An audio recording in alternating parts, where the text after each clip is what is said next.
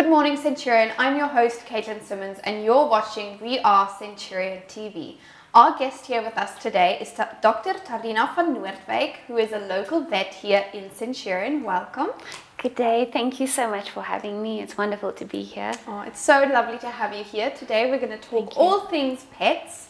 But first, I want to know a little bit about a background of you. How did you decide to become a vet? How was that process? Have you always loved working with animals? Tell us a little bit of your backstory. Yes, so I'm very grateful. I got to grow up on a farm. So my parents, we farm with cattle. And ever since I was a little girl, I've always loved to be outside amongst the animals, horses and dogs, and then my love for animals just grew and grew, and it's such an honor to be able to work with these precious animals. So it's a big passion of mine. I'm so grateful. Oh, that's so special, and it's lovely also that from your childhood you were surrounded by animals and that love grew from a very young age. I want to know, how do you deal with the day-to-day challenges that come with being a vet? Because you never really know what you're going to get in that day. How do you deal with that emotionally? It is quite tough. I'm not going to lie. Some days are really tough. And I think something that people don't always realize is that when we see tough cases or we have terrible cases where we have to end up sending a patient to heaven, we often go to the back and cry a little bit, and then we just get some energy to carry on. And I think there is a little bit of a misconception, and people often think vets can be very cold people and very hard people, but sometimes that's the only way in which we can cope, because you have to carry on.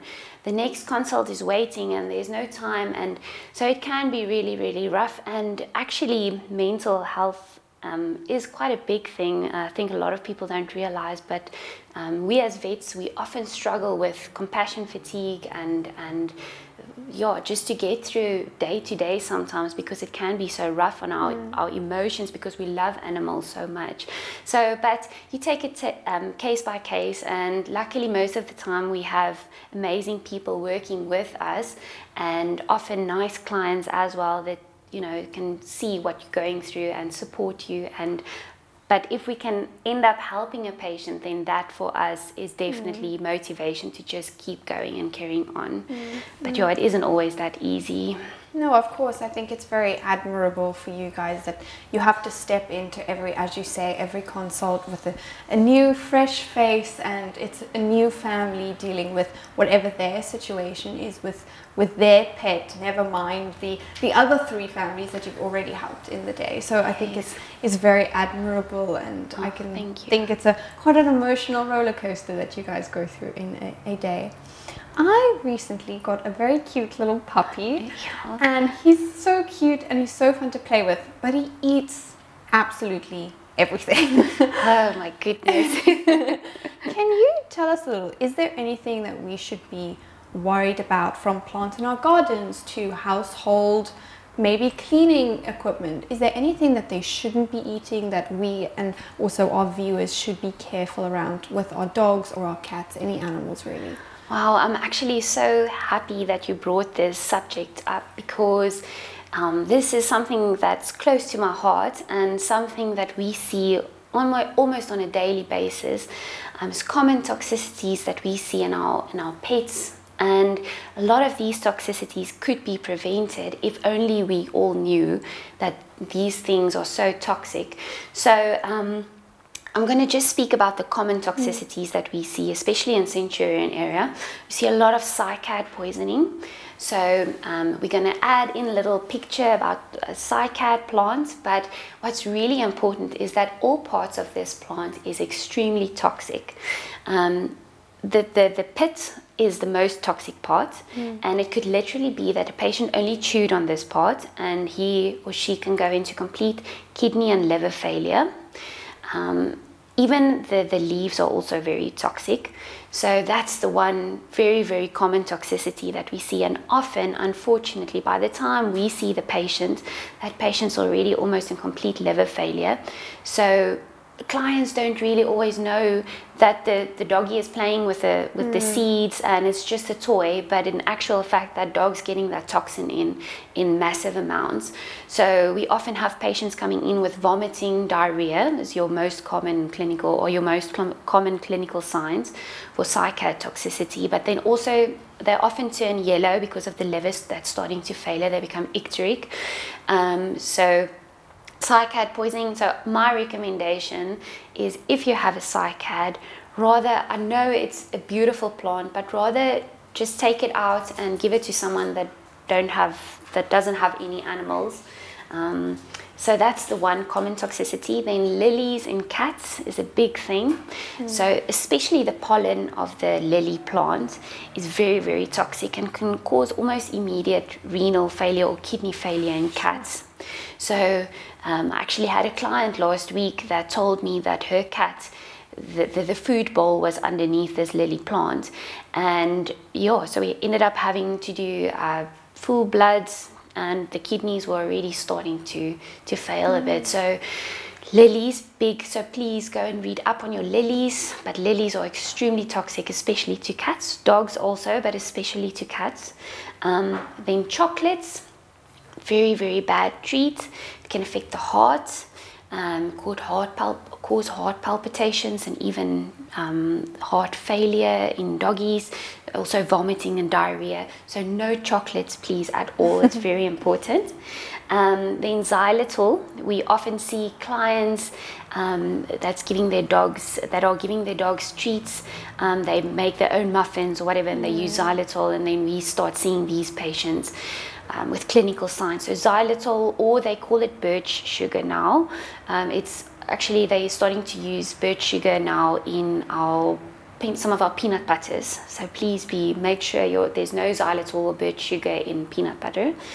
Okay, then warfarin toxicity. It's highly palatable for the poor rats and the mice to get to the warfarin or the Ratex or whatever toxin you might or product you might use to get rid of your mice or rats.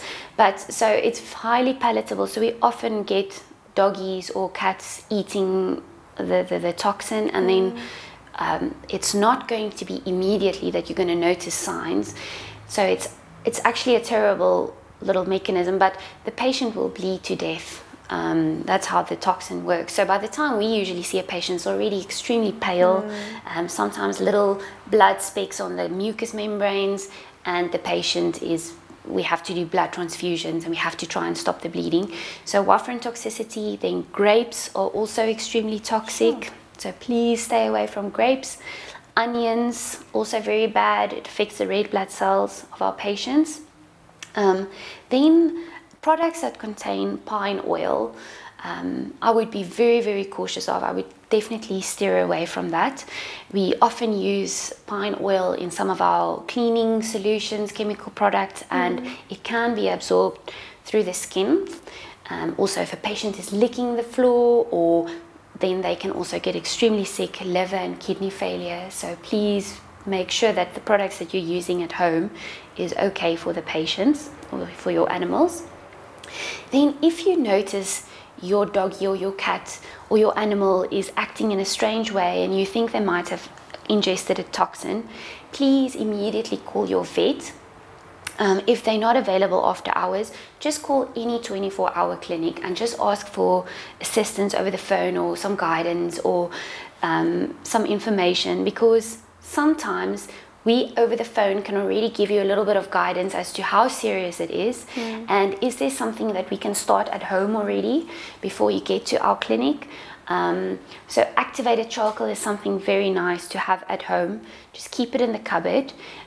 If a patient is not vomiting and is still at his full conscious, then we usually recommend starting with activated charcoal already, just to help and bind the toxin and decrease the amount of toxin being absorbed through the body. But if a patient is vomiting, you don't want to risk that patient of actually vomiting and aspirating to its lungs. But just call your vet, please.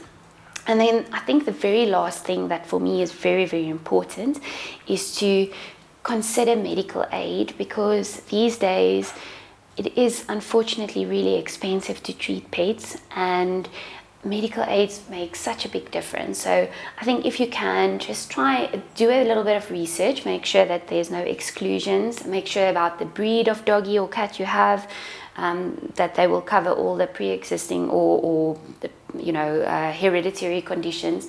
But I think invest in even if it's just an accident plan, just consider medical aid. But so I really hope your doggy doesn't ingest any of these things.